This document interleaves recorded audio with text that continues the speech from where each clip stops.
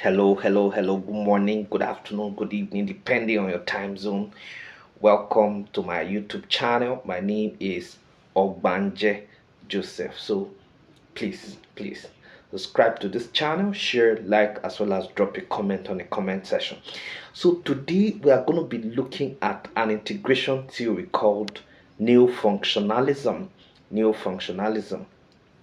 Now, neo-functionalism's major proponents are, Ernest Haas, Heyman, Limburg, and the theory emerged, as a theoretical, the theory emerged as a theoretical modifications to the functional cooperation thesis and made the greatest contribution, to the study of integration.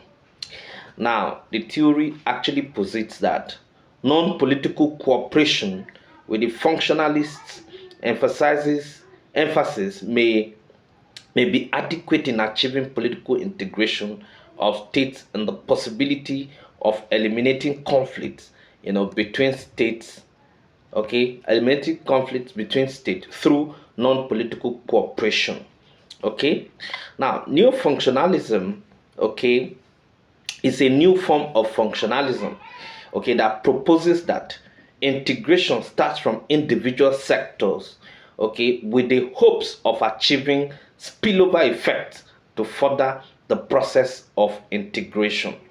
Now, according to the theory, you understand, the theory is actually built, around the concept of spillover. Now, this set of assumptions forms, the basis for the initial new functionalist. It forms the basis for the initial, new functionalist explanation of the integration process. Now the conception of change is succinctly encapsulated in the notion of spillover. Now, the term spillover was first applied in two distinct manners. One, it was used as a sort of shorthand, for describing the occurrence of further integration. And number two, it was used to identify, the driving force and inherent logic of integration via increased functional economic interdependence.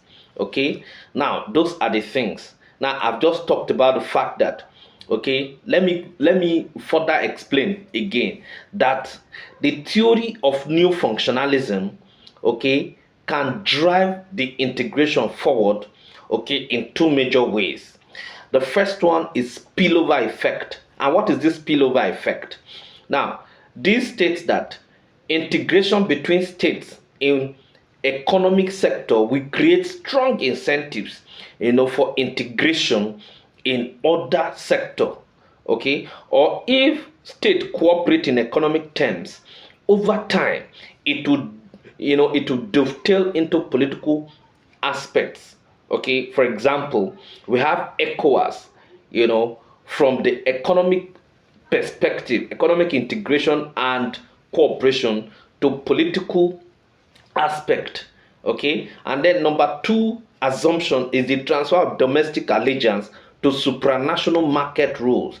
Now that over time, national governments will see the need to play down the importance of, the importance of, of nationalism, and of course, aim higher to supranational level. So that is actually one of the things that new functionalism is actually talking about. Now, it is actually described as an expansive logic of sector integration, whereby the integration of one sector leads to technical, pressures, pursuing or pushing states to integrate in other sectors. Now, the idea is that some sectors are so interdependent that it is impossible to isolate them from the rest. Thus, the integration of one sector, at the regional level is only practicable in combination with the integration of other sectors. as problems arising from the functional integration of one task can only be solved by the integration, by integrating yet more tasks.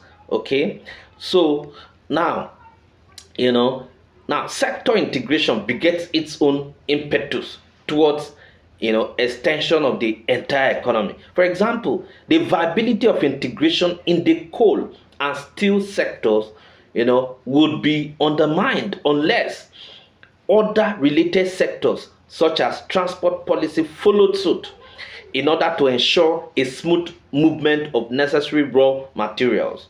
Now, okay, now neo-functionalism actually talks about spillover that comes later as a result of integration. Okay, and then of course, after actually integrating from the economic perspective, nations can also move to the political aspect. Okay, so those are just the major things. Now, so consequently, national elites will come to promote further integration, thus adding a political stimulus, to the process. So it begins from the economic, to the political perspective. Now, so neo-functionalism particularly focuses on the pressures exerted by non-governmental elites.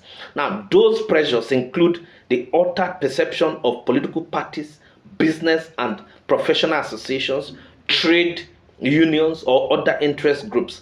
Now, this implies that integration in a particular sector leads the relevant interest group to move part of their activity to a higher level of aggregation, and therefore gradually shift their focus and expectations, to other sectors, presuming that they would perceive positive benefits from their regional experiences.